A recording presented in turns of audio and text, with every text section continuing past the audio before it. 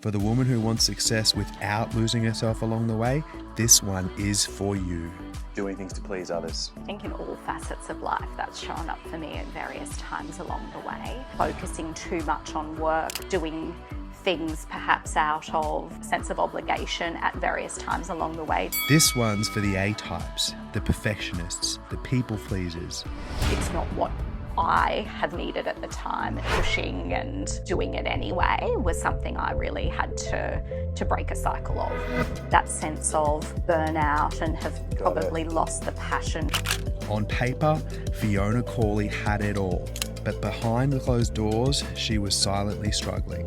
What people wouldn't have seen, I guess, behind the scenes is it showed up for me in probably what you'd call high-functioning anxiety. I have to be perfect and everyone's now saying how great I am. And that becomes your brand. Yeah. So now I have to uphold this image, and behind the scenes I'm really stressed. I think it was only when I really surrendered. Had you ever done that before? No, because everything else had worked out. We'll do this. And I just had to lean into, if this is meant for me, it will happen. And if it isn't meant for me, it won't.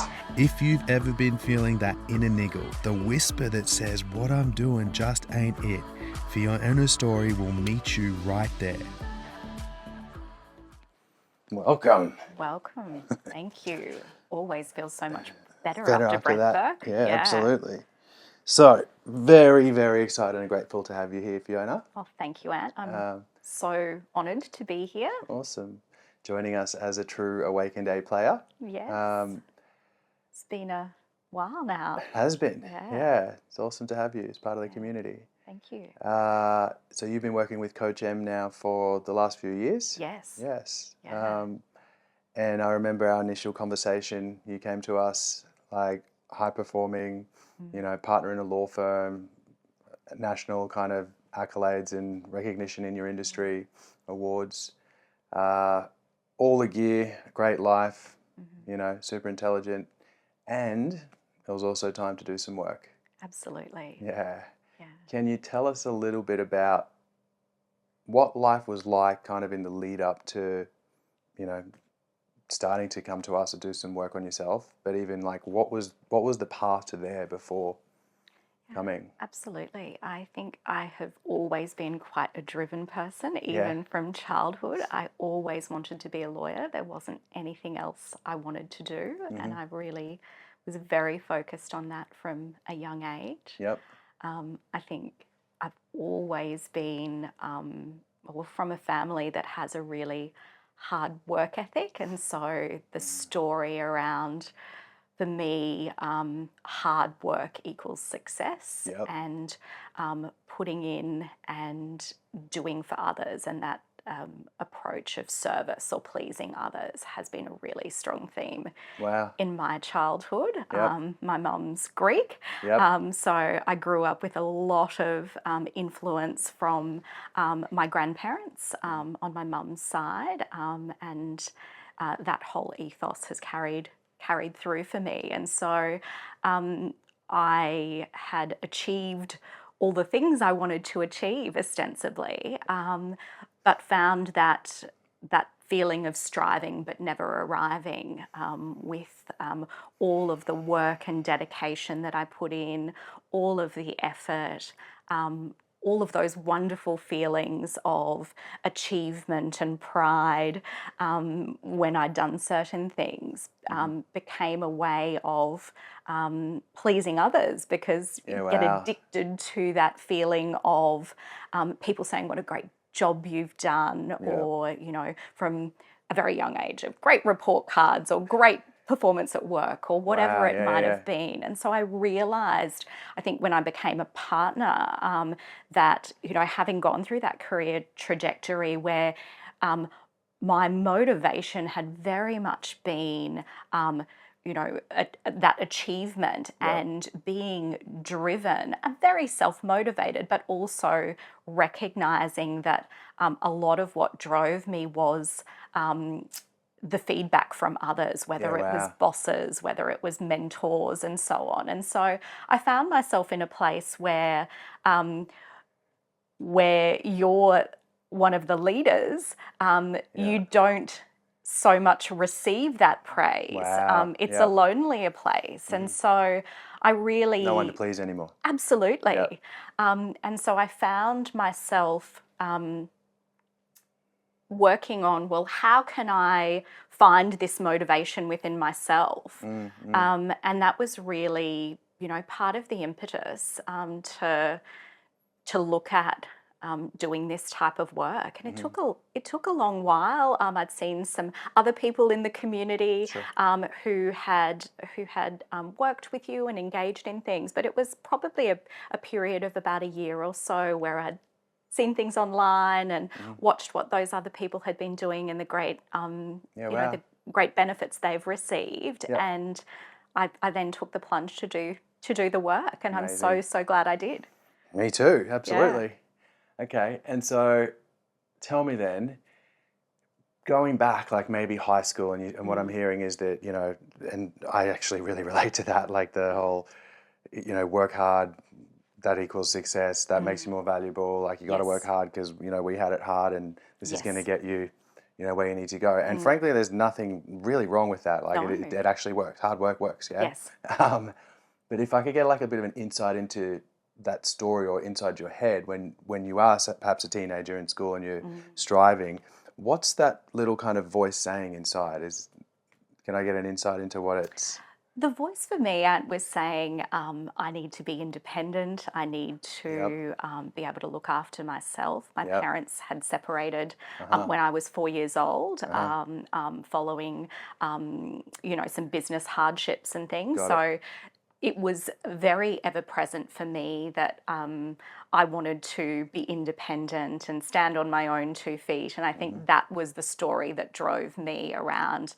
I'm going to be successful. This is what I need to do. Yes. And that just carried throughout, my uni days. And I think I used working hard as a bit of an escape. I mean, there are worse things you could do, but that was certainly, present, I think, for me, even in those high school days and then, in my career as well. And if you can kind of take a 10,000-foot view now and look back and just say high school, going into uni, was it telling you like, hey, once you get, if you get this assignment right, then you're going to be great or enough or something? Like, yeah, absolutely. Yeah? Okay. I think it's that story about enoughness and, seeking the approval of others, whether it was my parents or my teachers or, others along the way in my career path. Got it. Yeah. And so when you did those things, obviously super high achiever, A-type, perfectionistic. Yes. Yeah, the epitome of success. Oh, thanks. It's true though, like, they're the facts, right? Yeah. When you would achieve those things, whether it be the test or the university or, getting into the, into the law industry and then climbing the ladder, what was it like when you had those achievements? Like, what did it...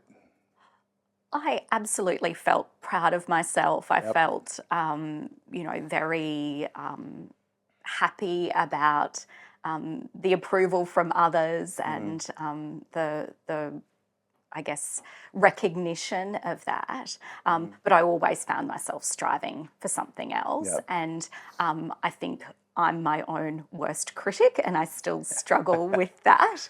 And so whatever I did, I didn't feel was necessarily enough. Wasn't quite enough. I could have done it better, even if I'd done it really well, reflecting on it.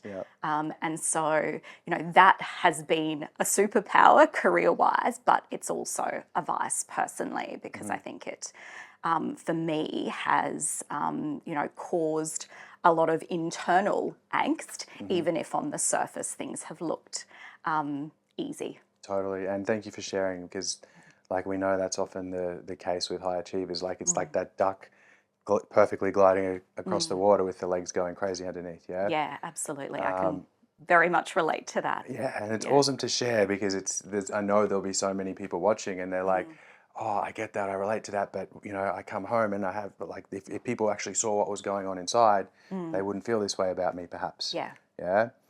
So when you say that inner angst was kind of coming up, even though you were achieving the things, even though you were pleasing people, even though you were climbing the ladder and, doing everything you set out to. Yes. What were some of those kind of initial symptoms of that angst, or how would that show up? What wouldn't have people seen? What people wouldn't have seen, I guess, behind the scenes is it showed up for me in, a level of anxiety, I guess, probably what you'd call high functioning anxiety of, how I got to that point, whether it impacted my sleep or a level of rumination, I guess, around different things, or the time spent, I guess, on that output, that I guess on reflection was probably over what I needed to do and took a lot of mental space and energy, and probably physical energy at a point as well. Sure. I think that certainly much earlier in my career, I was very much thrown in the deep end in different situations, and that's really served me really well, and I've handled that really well and generally. But I think there's been points in time where I have felt that sense of burnout and have probably lost the passion for what I was doing at the time, and I've had to, at different points along the way, really take pause and think about how can I get back into that alignment, because inherently I really love assisting people through separation and divorce. I've really been passionate about it, and I find learning about their stories so interesting. But it being, I guess, naturally empathetic, that takes its toll as well in terms of the amount of stress that you can absorb. Huge. And I had to really develop some strategies quite early on to be able to manage that, to be able to continue in a career that I really am passionate about, but also have to have some boundaries around, really. Absolutely. And so I think that was very key earlier on, but also continuing. As you evolved. Absolutely. Yeah, wow, amazing. It's it sounds like a little bit of a negative spiral that you can get in, right? Because if like, okay, I have to be perfect and everyone's now saying how great I am. And that becomes your brand. Yeah. So now I have to uphold this image, and behind the scenes I'm really stressed and that they don't know that, but I'm still upholding this brand and I'm still delivering, and then I'm ruminating. And I imagine that starts, and I know from my own experience, I start to feel isolated and separate from, right? And I start to feel a bit, distance, because I'm not, like, this is me, and I've been striving for this, but I'm not showing up truly, authentically, and then I'm perhaps not doing what's right for me to get here, and it just perpetuates this, negative loop. Totally. Yeah, wow. Okay. And so you said you developed some strategies early on. What were they? About 12 years ago, I realised it wasn't working for me, and I really did a deep dive into yoga at that point. And started practicing regularly with a yoga tutor in New Farm, who's no longer there, but he was just amazing. Awesome. So yoga and meditation, and it became addictive for me, and it was a real game changer. I found that I was just able to perform in a way that I hadn't previously, even if I was in periods that were more stressful. That seemed to be the grounding presence for me. And, it started me on that journey of exploring meditation, breath work, and wellness generally. So that was kind of a pivotal moment. And it was a pretty tough time from a work perspective, just in terms of the dynamic. Can you tell us some detail? Yeah, look, I was in, I guess, a workplace where there was probably some disharmony, and that had a trickle-down effect to those who were there. And so it was really a case of saying, well, look, I need to be clear and aligned about what I want before I can make the decision about where to next for me. So I spent that time, it was probably a period of, a year and a half, 2 years of really getting into the yoga, meditation. I started doing it, I think it was like 3 times a week, and then eventually I was doing it every day because I just loved it so much. And it allowed me to see a path, I guess, forward, and that's when I ended up in the workplace and ultimately the partnership The that business I'm that in you're now. in now. Yeah. Yeah. Wow, fantastic. Yeah. I actually love that, right? And what I love about that is the way you said, I didn't sit there and just think about it. I actually went in, kind of looked inward through the yoga and the meditation.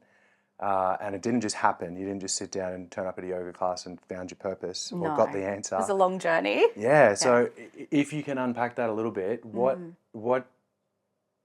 how does one do that? Because I'm sure there's a lot of people that can relate where they're like, I'm maybe in a workplace or a relationship or a situation where I know things aren't right, but I don't know what's right for me. Yeah. How did in your experience, how did that start showing up or unfolding? What were the signs or? The signs for me were dealing with stress far more poorly than I ever had, and the impact on me outside of the workplace was greater in terms of that sense of exhaustion after work, even probably feeling sometimes, is this for me? When I knew inherently deep down that I was just so drawn to this type of work and I've always really enjoyed it. And so it was getting back to finding that feeling of enjoyment because I'd always been somebody that had really enjoyed showing up and doing what I do. And so when that wasn't there, that was my sign that things were misaligned for me. Amazing. And so when you have, and just to like kind of deepen it a little bit, when you feel that sense of kind of being out of alignment, where do you feel that? Oh, absolutely in my body. And I think I became better at tuning into that through that work I started all those years ago of just the breath not being as consistent, the feeling of jitters or, nothing too extreme, but just those subtle things that caused me to kind of pull things into my day. Even, as I was taking a call, I would pause and breathe, and just those little benchmarks along the way that helped me to feel more centered in a high stress environment. Love that. Yeah, absolutely. And then you also talk to the opposite where you're like, I know that I love this work and I know that I'm meant to be helping people in this way, going through separations and, which is tough work, as you said. But there was something in you that was calling you to do that. I sense that was also the way you described it. It is like a feeling, or it is like an inner knowing. Absolutely. Yeah? Very much. It was, my intuition had always been, I love this work. How do you relate to intuition? Look, there's definitely a higher power there. And I think, I don't know what it is, but for me, I think there's just that sense of knowing that has seen me through along different paths in life, and got me through some tough stuff, I guess. So some sort of greater intelligence in the universe or in the world, that you and I relate guess to? just a belief that things always work out. Love it. Yeah. Yes, love that. And it's part of the learnings here, and I well and truly embody it. Yeah. Yeah, amazing. Yeah. How do you distinguish that when you say I've got that sense of intuition, I've got this connection to a kind of higher power? How do you know that something's your intuition? And I know I'm asking pretty tough questions. Yeah, but that is a really tough question. I think for me, my radar becomes a bit off on my intuition when I'm feeling more stressed. Yes. And so I need to really bring myself back to stillness to be able to drill down to that. And I can't explain it any better that it's just a feeling. Totally. Yeah. Yep. Great awareness. Yeah. And, that self-awareness, I guess, around, how I'm showing up really and what feels right. I think the key distinction there, Fiona, that you talk about is you say it's a feeling, right? And it's not a thought. Because a lot of people think, oh, this is what I should do, or maybe it should be this, or maybe it should be that, or maybe I should try this. And it's just like constant pros and cons in the mind that never actually get resolved. Yes. And I've definitely been guilty of that in terms of, being too in my head and not enough in my heart or my body to, But what I'm hearing you say is actually it's just like this deeper inner knowing. Yeah, absolutely. And I think over time I've just become better at tuning into that, and, this type of work has helped so much with that to just even deepen it further. Amazing. Yeah. So Fiona, you mentioned something earlier around doing things to please others, right? And we know in our work that the concept of what we call self-abandonment often shows Mm. up when we're pleasing others for the wrong reasons, Yes. right? Can you tell us, like, do you relate to that? Is that a thing? How's that showing up? Yeah, look, absolutely. I think in all facets of life, that's shown up for me at various times along the way. Yep. And I think part of this work's been strengthening the muscle to better deal with that. Sure. And it hasn't come from a place of not necessarily wanting to do things or not wanting to help, but I think it's where the balance has been out for me at times Totally. of either, focusing too much on work. There will always be something. There will always be something going on in a workplace, and particularly as a leader, of having to perhaps prioritise business goals and what has been going on for other individuals at various times along the way, which is part of the gig, and it's a privilege to do, but also with family as well, and friends, of doing things perhaps out of a sense of obligation at various times along the way, despite the fact I love my family and friends. Of course. Where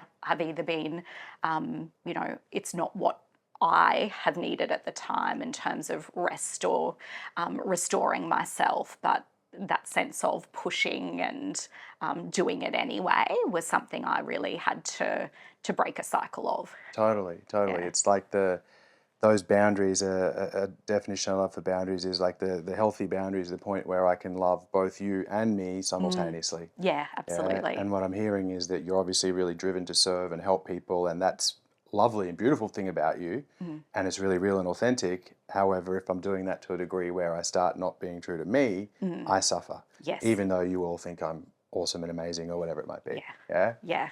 And so I wonder then, on this journey, kind of ticking all the boxes, achieving everything, climbing the ladder, reaching success, often when we're self-abandoning, there's often like a little bit of an inner knowing or an inner whisper or an inner like something that I know that I'm just not perhaps tending to or pushing down or avoiding. Yes. Any of that for you on this journey? Absolutely. I think for me it was trying to start a family. I had very much always envisaged, I guess, that I would have children.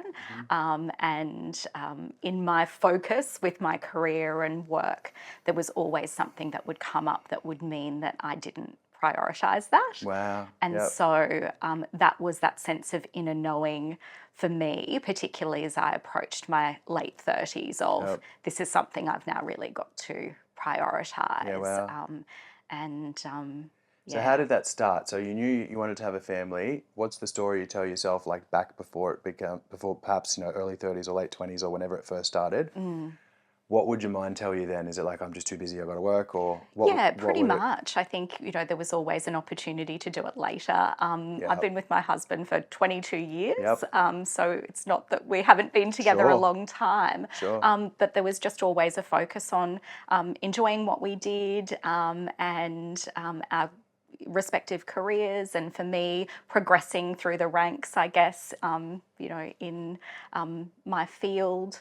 And so I could see as well, I guess, the path others had taken, and it isn't an easy juggle. Absolutely. And I think that was ever present in my mind too, of how I would manage that all, and seeing the difficulties and struggles of others along the way, and how that played out. I think the story for me was, when I achieve this, this will become easier because I will have, it won't prevent my career path, or I'll have more freedom, resources, more autonomy, yes, absolutely. And so I think that was certainly a story I told myself along the way. But there's, with a busy career, there's always something that comes up. And so, there were various points along the way where I thought, oh, well, I'll prioritise this or that, and once that's done, then I'll focus on it. And, Got it. That becomes a slippery slope over time because it just passes quickly. Totally. And so did that voice begin to get louder?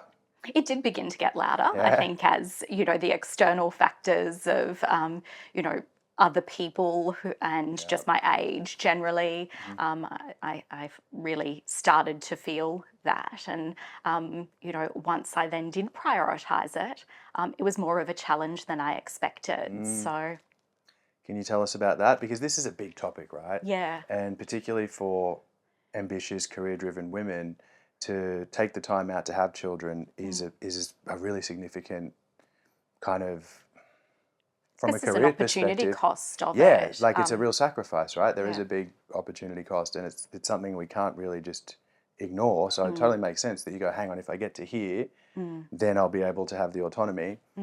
Simultaneously, there's this inner whisper going, oh, you want this, you want this, you want this, and then you've started trying, and you said it was difficult. Can you tell us a little bit about Yeah, look, that journey? got to my late 30s and thought I better explore this, and it didn't happen, as quickly as I would like. So I ended up going down the path with my husband of exploring, what our fertility was, and it turned out that we needed to, or what was recommended, I guess, given my age, was to go down the IVF path and do that quite quickly. And so that was something I had to get my head around. Wow. And make a call about quite quickly. And we then embarked on that, and it was a 3.5-year journey. Wow. Yeah. Yeah, that's a lot. Yeah. And it was the first area, I guess, in my life that I'd experienced where the effort that you put in didn't necessarily equal an outcome, and to go through multiple rounds of IVF where, I had some rounds where we didn't collect any embryos. And so you go through this, process of, taking all the medications and doing all the things and paying all the money, and to have no outcome at the end of that and nothing to show for it was really, really difficult mentally to get my head around, whilst doing all the stuff I do on the work front as well. And so I really found to manage that pressure on both fronts, I had to kind of double down on what I was doing on a self-care front, and really look inward to find the resilience to get me through that. Absolutely. Like living through that, and how many rounds of IVF were there? I did over 10 rounds of IVF over 3.5 years. Yeah, so we started. High achiever. In all areas. It wasn't what I set out to do. I'd prefer not to. But we started in 2020, so not long, but we were just in that COVID period. So there was a period of time too where we weren't sure whether cycles could go ahead or not. Wow. And what comes up for you in all of that? As someone who's kind of, sorry to cut you off, but as someone who's, set your mind to a target, achieve the target through hard work and just dedication, and like you're saying, I kind of couldn't force this outcome. No. And now I'm in COVID and I don't even know if these things are going to happen. What comes up for you? What did you learn about yourself? Okay. Complete powerlessness. That sense of control, everything I like to plan and have sorted, and it just wasn't something that I could easily do in that area of life. And I would still do all the things to achieve hopefully a better outcome.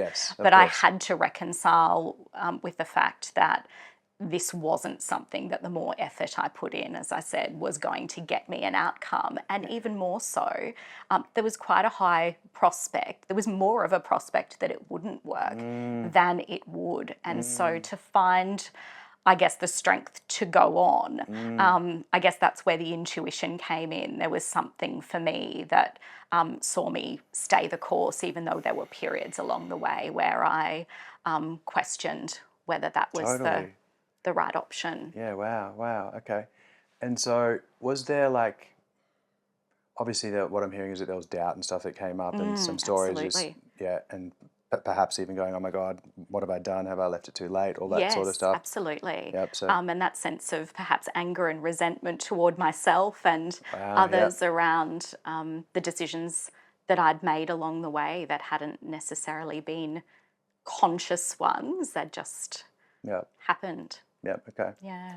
And now, obviously, integrating a lot of the work you've done, if we were, again, to kind of take a 10,000-foot view on your life, do you think there were kind of lessons there for you to be learnt? Oh, absolutely. And I Yeah. look back on this now and I think it's something that had to happen for Wow. me, Yep. very much so. I think had I become a parent much earlier in life and without having gone through this journey, it would have been much more of a struggle.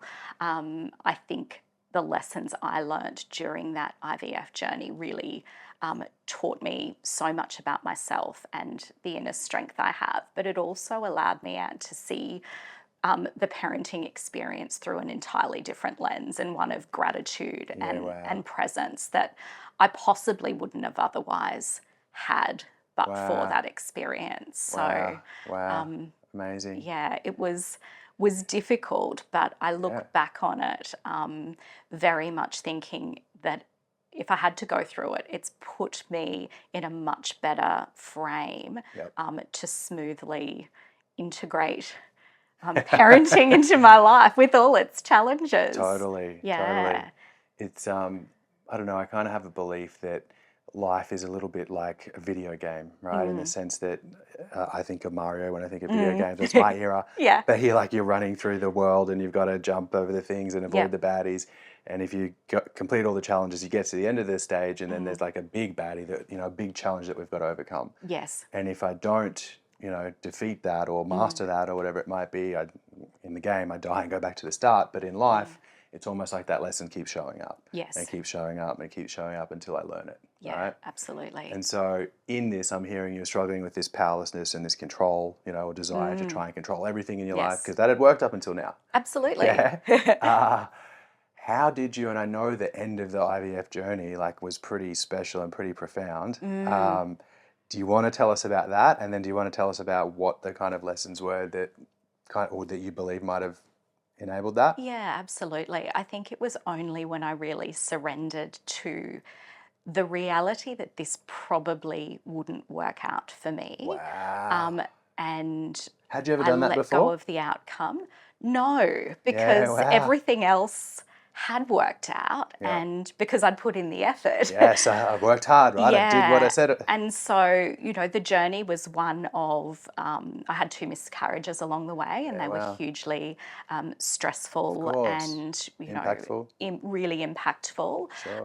And so we got to a point where we had had a successful cycle and then we had a number of embryos to transfer. And I'd had a miscarriage with one of those embryos right before falling pregnant with Harry. And we'd made the gutsy decision, I guess, to thaw and test the embryos, which is not what they necessarily would have recommended at that point. And we hadn't done that earlier because we didn't have a lot to play with. Yeah.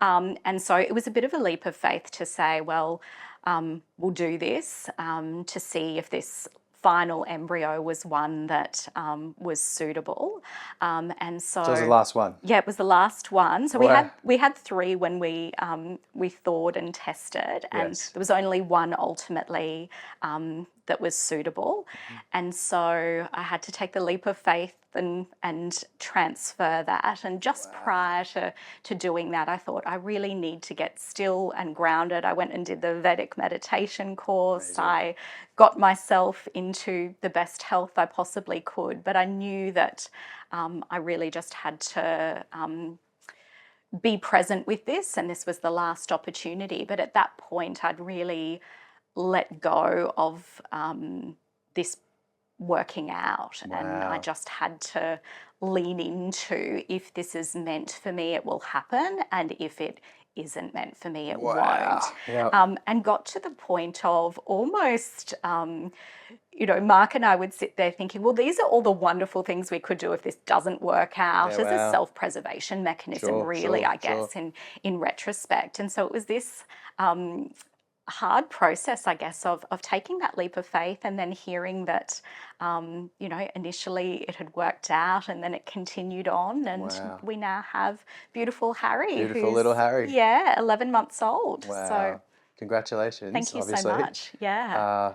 But wow, what a story. I think, that ability to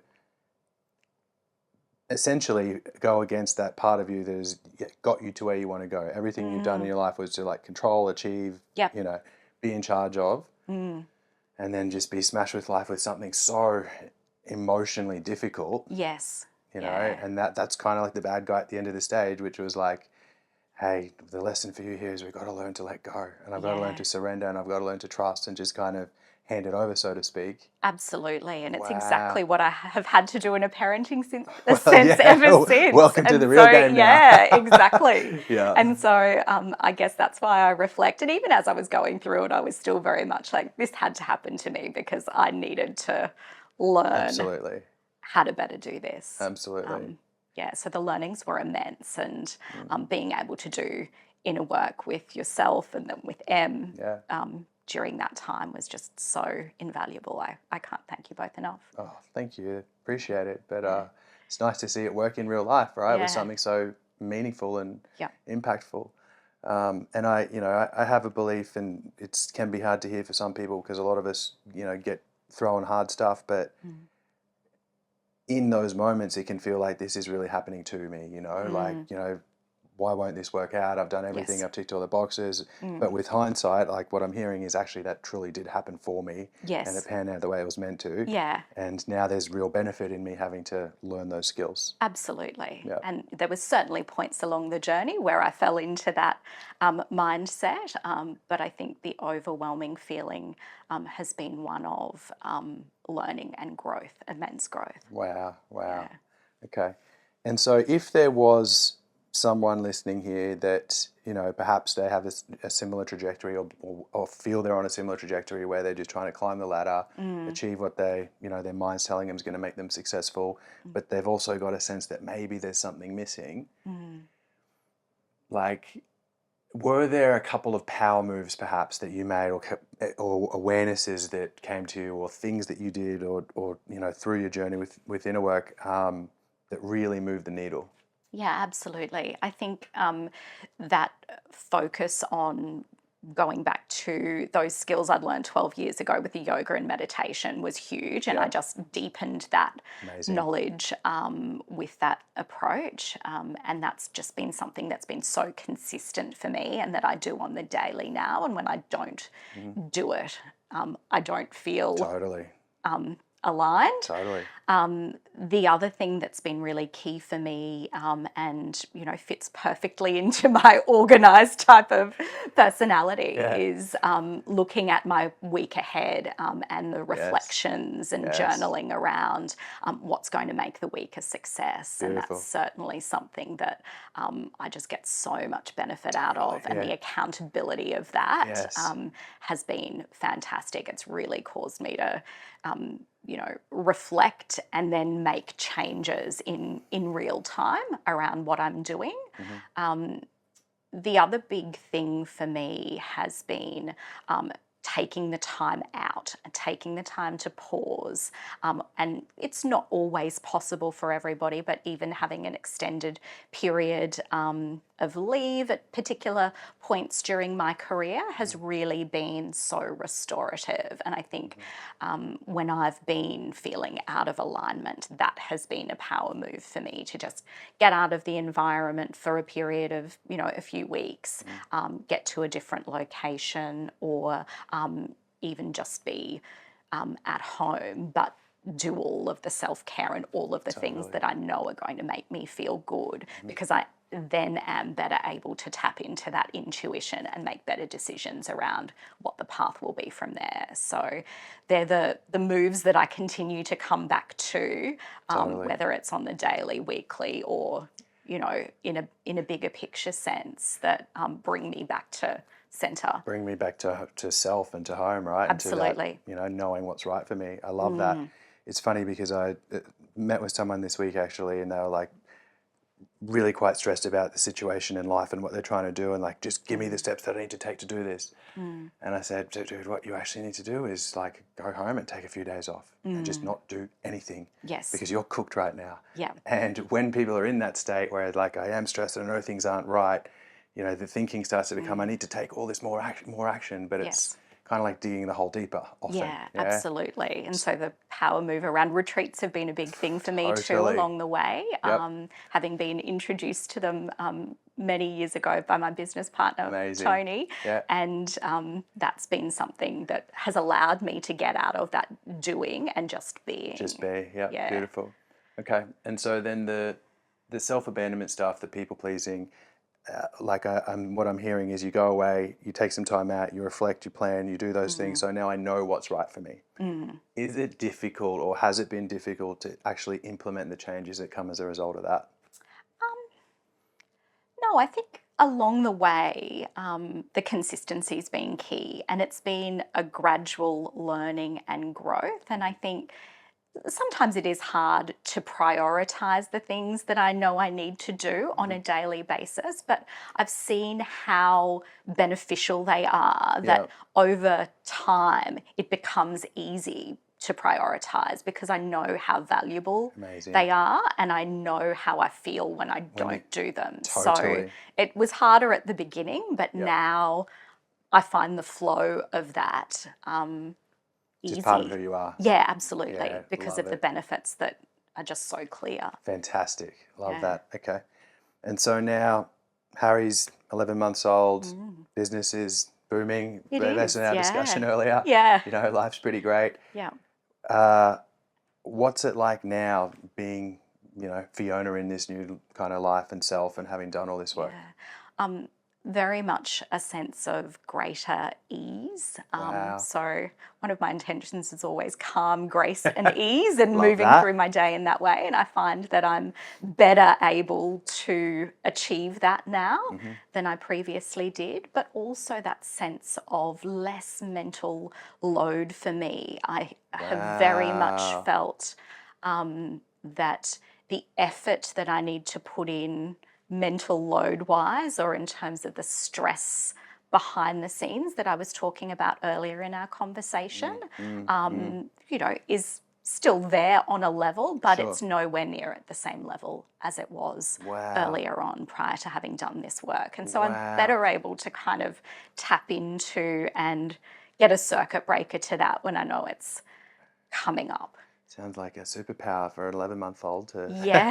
just have carrying less mental load than I used to. That's incredible. Yeah. That's really phenomenal. And then how does that flow into, you know, I know I've, you know, had the privilege of being able to come and work with your team, and they're Which all, they loved. yeah, and so did I. Like, you know, it's really nice that this isn't like for those listening. This isn't just you saying this. Like, I see you living this, and I see that, you know, echoed throughout your people. You know, so you're the real deal, obviously.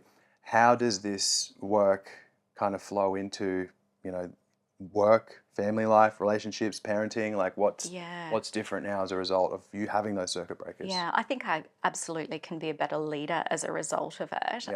And I think that sense of calm and presence with the team is key, because the work we do is stressful. Totally. It's such a privilege to do it and to learn so much about people, but it's also hard work because people are going through one of the most stressful times in their lives. You're often getting people at their worst, right? Absolutely. Yeah. And so it's really, you know, so key in a work setting to be able to show up as best as I can for the team and for the people I assist. And so that I feel much better placed to do that, having done all of this. And, you know, certainly from a relationship perspective, parenting perspective, it has allowed me to make decisions that I probably wouldn't have otherwise made, say, 5 years ago, around taking time during maternity leave. And both my husband and I had time off together.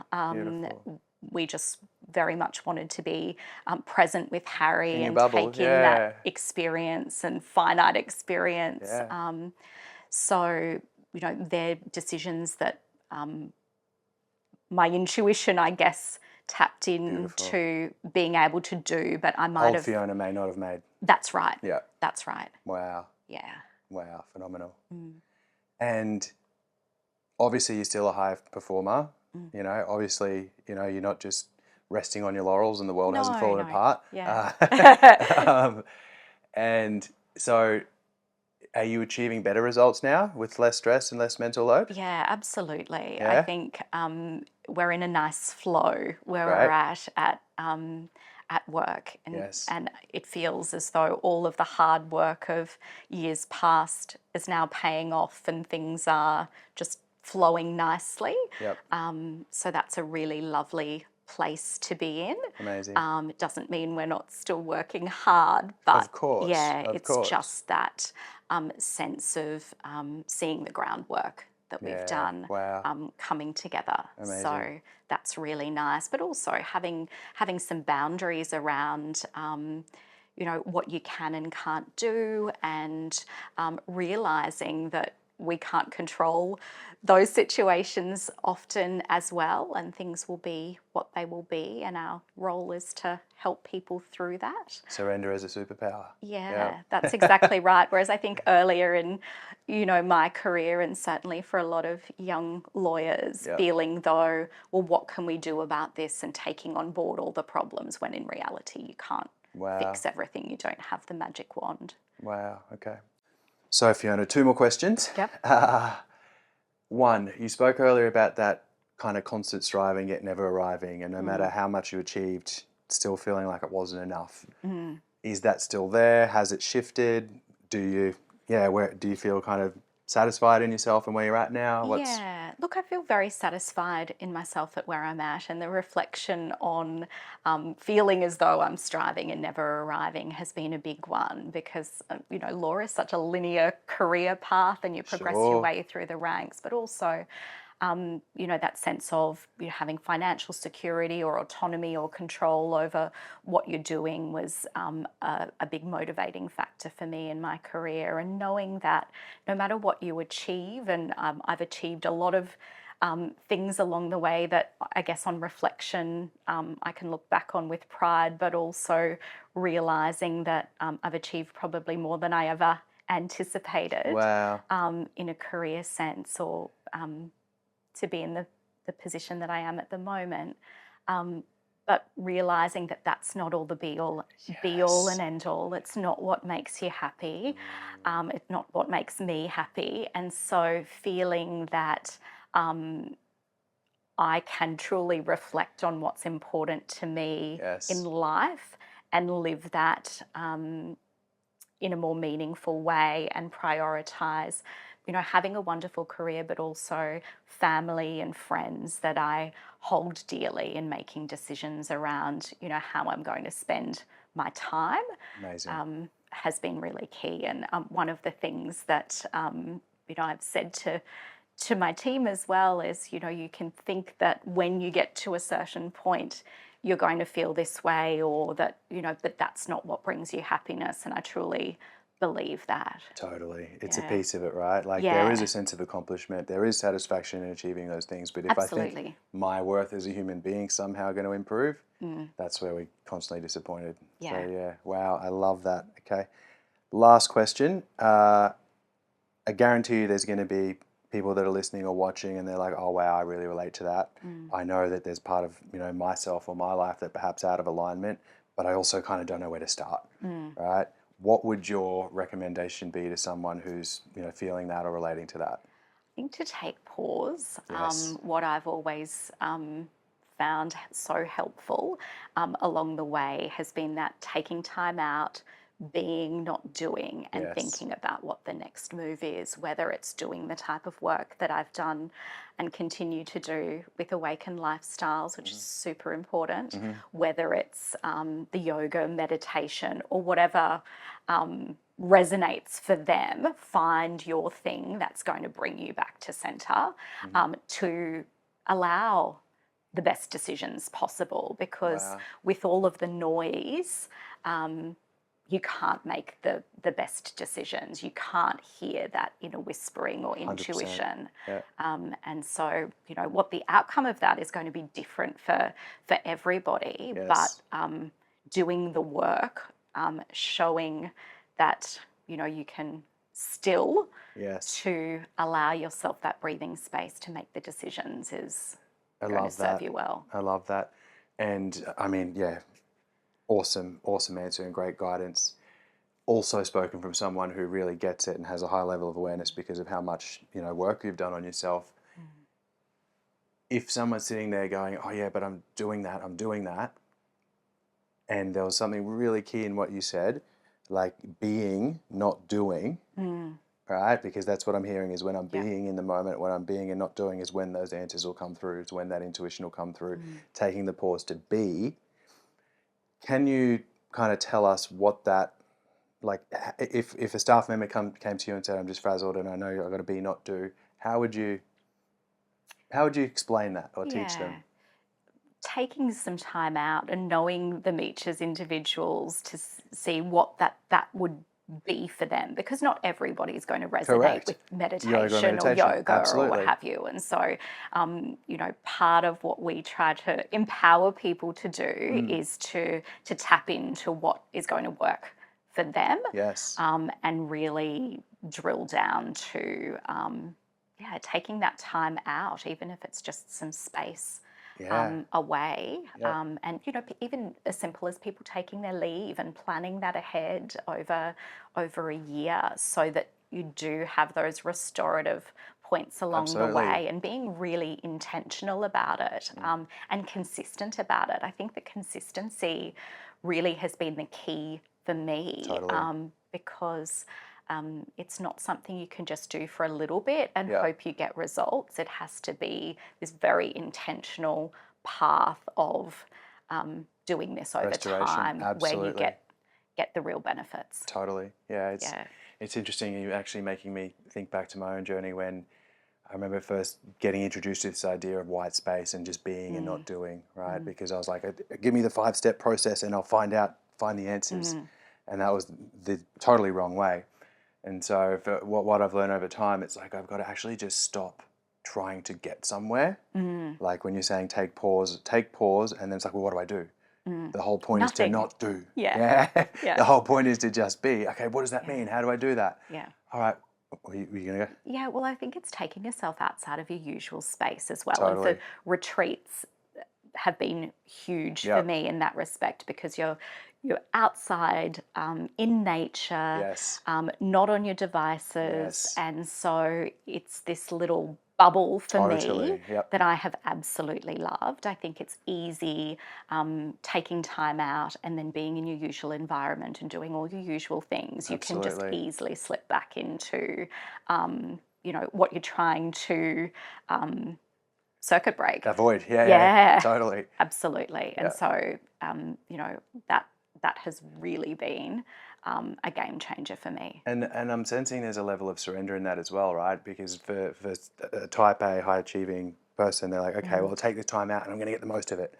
So I'm going to do yoga, and then I'm going to do meditation. I'm going to exercise, and I'm going to eat well. And they just turn it into another version of the same thing, just like you said, right? Whereas what I find and what I'm hearing you share is like, okay, there is no plan, there is no outcome. If I'm trying to achieve something in this period, this retreat or these few days, I've probably got it wrong. Yes. And so it's coming into like, and like we teach and you're alluding to, is just coming in and just saying, hey, what do you need right now? And I might just say, just lie down.